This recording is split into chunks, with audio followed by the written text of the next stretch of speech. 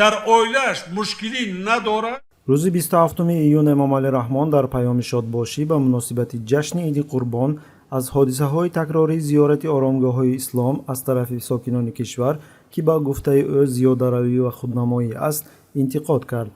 зиёрати хонаи худо ба як нав мусобиқаи оилавӣ табдил ёфтааст ва мардум борҳо ба ҳаҷи умра ва ё ҳаҷи хурд мераванд, гуфт ӯ.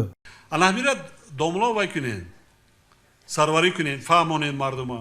дар баробари ин худи раҳмон низ бо як маротиба сафари ҳаҷ маҳдуд нашуд.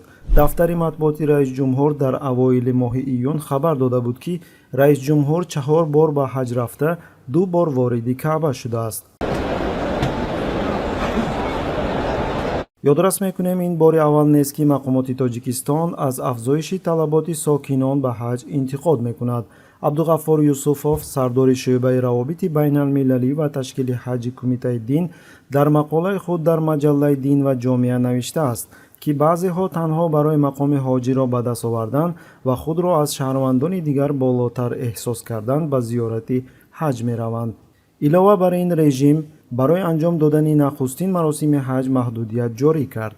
аввал дар соли 2010 сафари ҳаҷ барои афроди то 18 сола мамнӯъ шуд. пас аз чанд сол маҳдудияти сину сол то 35 солагӣ бардошта шуд ва ниҳоят дар соли 2017 зиёрати ҳаҷ барои афроди то 40 сола мамнӯъ гардид. дар асоси қарори ҳукумати ҷумҳурии тоҷикистон чун солҳои қаблӣ имсол ҳам шахсони то 40 сола аз тоҷикистон наметавонанд ба сафари ҳаҷ ба маросими ҳаҷ сафар баргарданд. қобили зикр аст ки раҳмон ба ҷои адои ҳаҷ аз аҳолӣ талаб дорад ки пасандозҳои худро ба корҳои хайрия сарф кунанд ва бо ин васила масъулияти бевоситаи худро бар дӯши сокинони кишвар бор мекунад.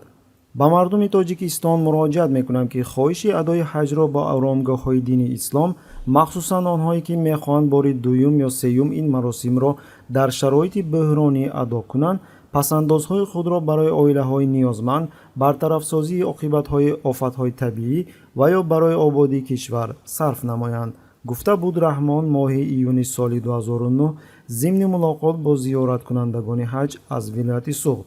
Президент обещал, что я помогу, так и я остался без жилья.